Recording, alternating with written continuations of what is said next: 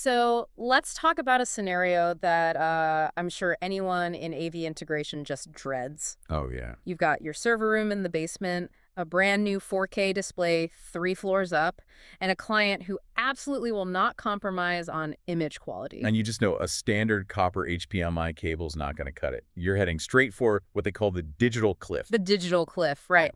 1 second, you have this perfect picture. The That's next. black. Or sparkles. Total signal drop-off because of Yeah, attenuation. exactly. The physics of copper just hits a hard wall. So today, we're going to dig into the hardware that bridges that exact gap. Okay. We're looking at the Avenview FO-HDM4K-200-EMIX-R, which is quite a name. It's a mouthful. But really, it's a 4K HDMI extender receiver, and its whole reason for being is to solve those nightmare install scenarios. And when you say solve, you're talking about distance, a lot of distance, up to 200 meters. Which is over 650 feet. That's a stadium run. That's across a massive warehouse floor. All without a single repeater or booster in the middle. And this is the critical part, doing it while maintaining the full 18 gigabits per second of bandwidth. Right, because a lot of other long-distance solutions will just compress the video to get it there. Exactly. But this unit, it supports full 4K at 60 hertz, 4.4.4 chroma, even 3D. It's the whole uncompromised signal. So to get that kind of bandwidth over that distance, we're obviously not talking about electricity anymore. We're talking about light. We have to be. This uses a single SC-terminated multimode fiber optic cable, specifically OM3. And why OM3? Why that choice? Well, it's really the sweet spot for this kind of range. You're not paying the premium for, the expensive lasers you'd need for single-mode fiber, which can go for miles. Okay. But you also completely eliminate the problems that plague copper, like electromagnetic interference. A long copper cable is basically just a giant antenna. And it uses that SC connector, the little square push-pull one. Which is so important in a rack environment. You want that tactile click. Yeah, it's seated. It's not going to get jostled loose when you're working behind a crowded display. Okay, so pushing the pixels is one thing, but I feel like the real headache in these setups is usually the handshake. EDD and HDCP. That's where so many of these extenders fail.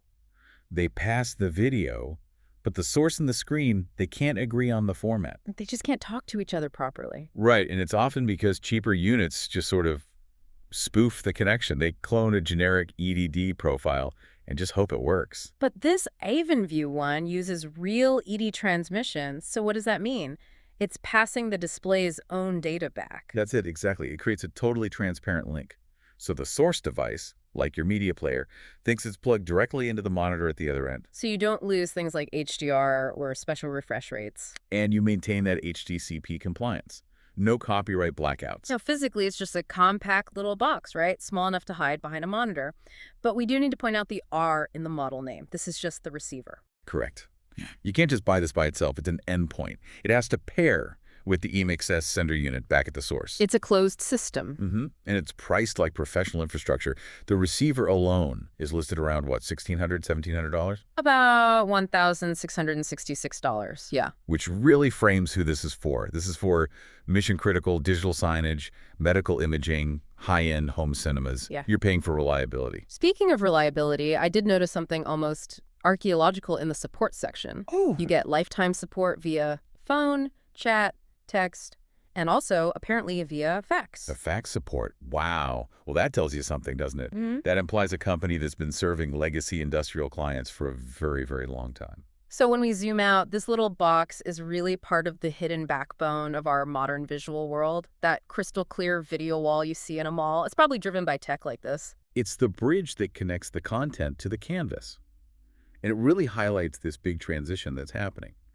Copper is fine for short patch cables, but for infrastructure, fiber is it's becoming the standard. It does make you wonder, with fiber handling 18 gigs so effortlessly over these huge distances, are we getting to a point where copper cables just become obsolete for anything but the shortest, desk length connections? I think it's certainly trending that way.